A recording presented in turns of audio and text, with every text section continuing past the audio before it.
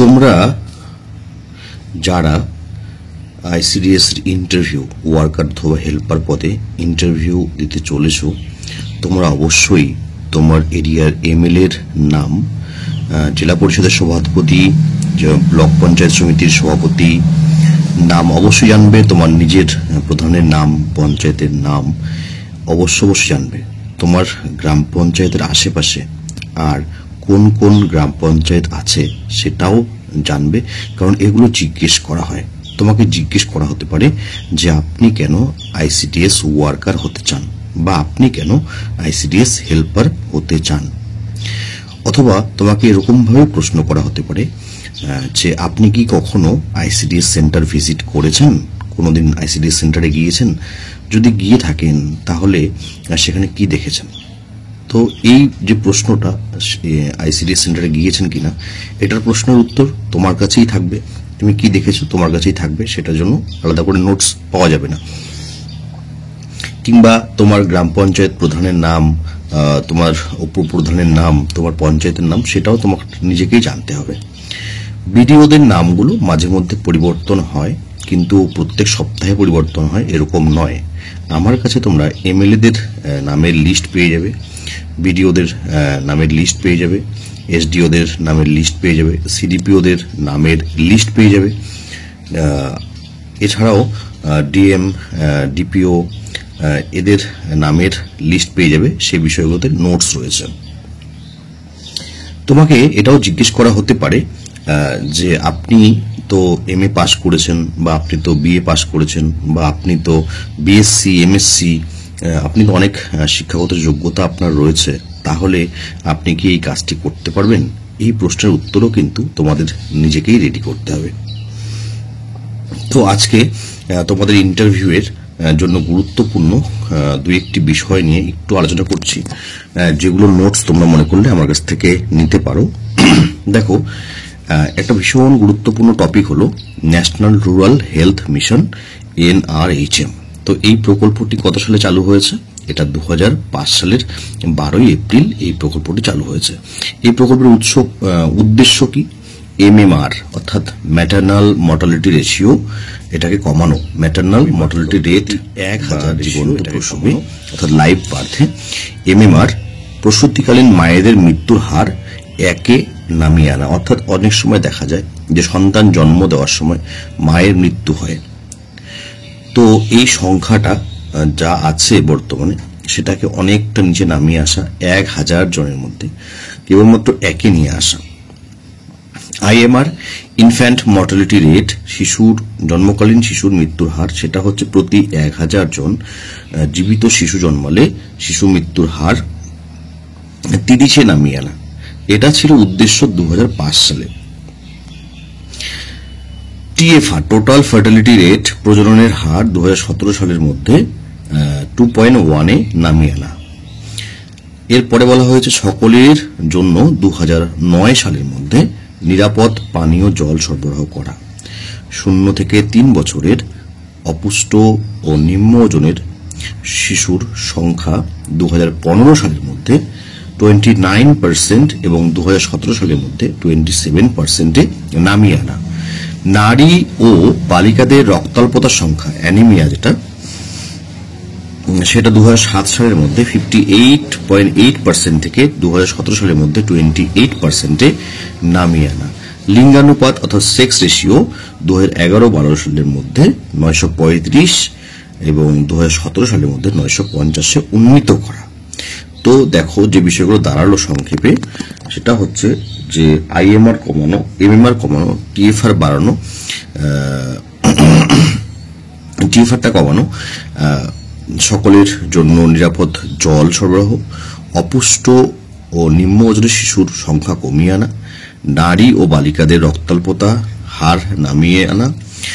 এছাড়া হচ্ছে লিঙ্গানুপাত, এটা কে হচ্ছে ব্যালেন্সে নিয়ে আসা। সংক্রামক ও সংক্রামক নয় এরূপ রোগ প্রতিরোধ করা। তো এই হলো NRHM এর উদ্দেশ্য। আর আইসিডিএস এর উদ্দেশ্য কি, ইন্টিগ্রেটেড চাইল্ড ডেভেলপমেন্ট সার্ভিসের উদ্দেশ্য কি, সেটা হলো 2 অক্টোবর 1975 চালু হয়। কারা উপভোক্তা? 0 থেকে 6 বছরের শিশু, গর্ভবতী, দুগ্ধবতী মা। উদ্দেশ্য কি? 0 থেকে 6 বছরের শিশুর পুষ্টি ও স্বাস্থ্যের মাত্রা বাড়ানো, পুষ্টি, শিশুদের পুষ্টি সেটাকে বাড়ানো এবং স্বাস্থ্যের মাত্রা আরো উন্নত করা, শিশুর মানসিক, শারীরিক, সামাজিক উন্নতি বিধানের ভিত রচনা করা, শিশু মৃত্যু, শিশু রোগ, অপুষ্টি, স্কুল ছুট কমানো, মায়েদের পুষ্টি, স্বাস্থ্য শিক্ষা সম্পর্কে সচেতন করে শিশুর স্বাস্থ্য রক্ষা করা। তো এখানে যে সমস্ত পরিষেবাগুলো দেওয়া হয় সেটা হচ্ছে কি, পুষ্টিকর খাদ্য সরবরাহ করা হয়, প্রাক প্রাথমিক ও অপ্রথাগত শিক্ষাদান করা হয় আইসিডিএস সেন্টারে, পুষ্টি ও স্বাস্থ্য বিষয়ে শিক্ষা দেওয়া হয়, টিকাকরণ করা হয় যেটাকে আমরা ভ্যাকসিনেশন বা ইমিউনাইজেশন বলি, স্বাস্থ্য পরীক্ষা করা হয়, স্বাস্থ্য বিষয়ে পরামর্শ দান করা হয়। এই হচ্ছে আইসিডিএস এর যদি দেখা যায় তাহলে মেইন উদ্দেশ্যগুলো যেগুলো নিয়ে আইসিডিএস চালু হয়েছিল। আচ্ছা, জননী সুরক্ষা যোজনা, এটাও একটা প্রকল্প যেটা সম্পর্কেও হচ্ছে তোমাদের জানতে হবে। 2005 সালে চালু হয়েছিল। এই প্রকল্পের অর্থ 100% কেন্দ্রীয় সরকার বরাদ্দ করে থাকে। জননী সুরক্ষা যোজনার যে টাকাটা সেটা হচ্ছে কেন্দ্রীয় সরকার দিয়ে থাকে। আচ্ছা, এর লক্ষ্য কি? প্রসবকালীন মায়েদের মৃত্যুর হার কমানো, অর্থাৎ যেটা বললাম ম্যাটারনাল মর্টালিটি রেট, জন্মকালীন শিশুর মৃত্যুর হার হ্রাস করা, অর্থাৎ আইএমআর, ইনফ্যান্ট মর্টালিটি রেট।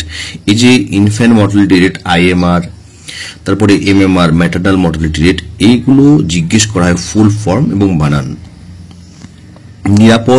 নিরাপদ মাতৃত্ব ও শিশু স্বাস্থ্য রক্ষায় স্বাস্থ্যকর্মীদের দক্ষতা বৃদ্ধির প্রশিক্ষণ দেওয়া, প্রাতিষ্ঠানিক প্রসব, অর্থাৎ এই যে আগে একটা সময় ছিল যখন বাড়িতে ডেলিভারি হতো সেই জিনিসটাকে কমিয়ে হাসপাতালে বা স্বাস্থ্যকেন্দ্রে প্রসবের ব্যবস্থা করা। দারিদ্র্যসীমার নিচে ও বসবাসকারী এসসি এসটি পরিবারভুক্ত গর্ভবতী মায়েদের স্বাস্থ্য পরিচর্যা, পুষ্টিকর খাবার ক্রয়ের জন্য ক্যাশ বেনিফিট এবং নিরাপদ প্রসব নিশ্চিত করতে হচ্ছে কি, স্বাস্থ্যকেন্দ্রে নিয়ে যাওয়ার জন্য পরিবহন ব্যয়, রেফারেল ট্রান্সপোর্ট চার্জেস আরটিসি প্রদান করা হয়, যার পরিমাণ গ্রামাঞ্চলে 1000 টাকা এবং শহরাঞ্চলে 9000 টাকা। আচ্ছা, এই যে পশ্চিমবঙ্গে হচ্ছে এই পরিবাহী যান অ্যাম্বুলেন্স মাতৃযান নামে পরিচিত। এটা কি নামে পরিচিত? মাতৃযান নামে পরিচিত। আমরা মাতৃযান পশ্চিমবঙ্গের প্রকল্পগুলোর মধ্যে পড়েছি। তো এই যে মাতৃযান এটা কিন্তু হলো যেখান থেকে তৈরি হয়েছে সেটা কি, সেটা হচ্ছে জাতীয় সুরক্ষা যোজনারই একটি প্রকল্প, NSAP, national social associate programme, national social assistant programme.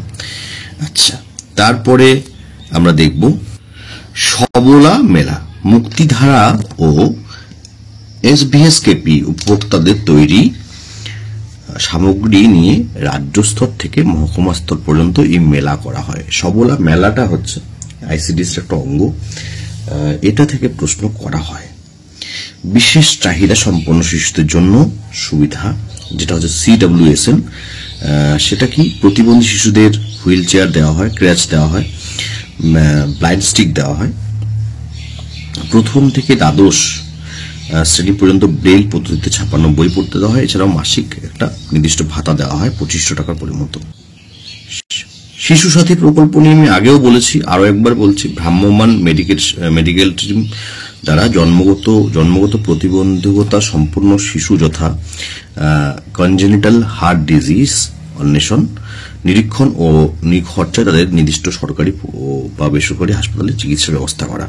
অর্থাৎ আমি যখন এর আগে শিশু সাথী পড়াচ্ছিলাম তখন বলেছিলাম যে শিশুদের যে হার্টের সমস্যা, সেই সমস্যাটাকে দেখা হচ্ছে এই প্রকল্পের মেন উদ্দেশ্য, এবং সেটা মানে সম্পূর্ণ বিনামূল্যে তাদের হার্টের যদি সার্জারি করতে হয় সেটা করিয়ে দেওয়া হয়, সেটাও সরকারি উদ্যোগে।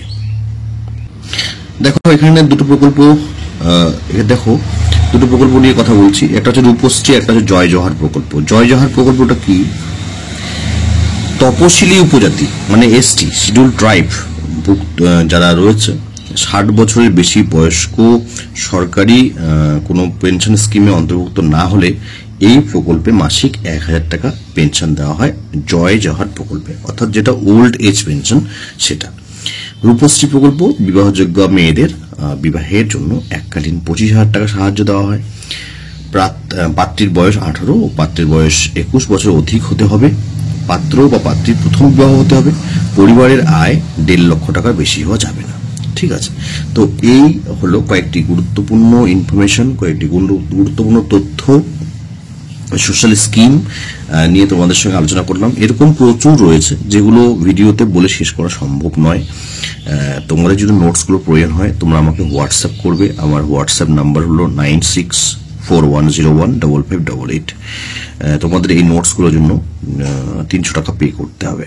তোমরা চ্যানেলটাকে ফলো করো, চ্যানেলটাকে যখন ভিডিওগুলো দিচ্ছি পুরো ভিডিওগুলো দেখো, আশা করি তোমাদের এগুলো উপকার হবে। ধন্যবাদ।